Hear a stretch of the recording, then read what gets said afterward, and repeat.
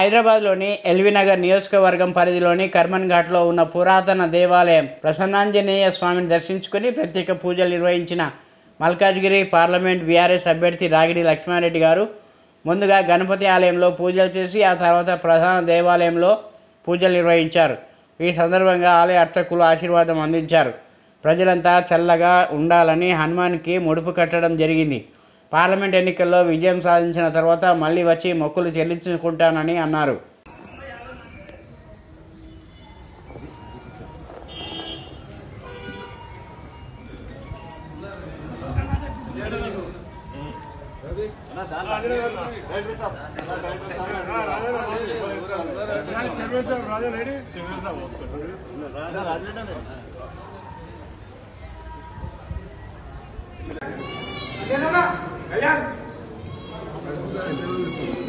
చెప్పు ఇదేనా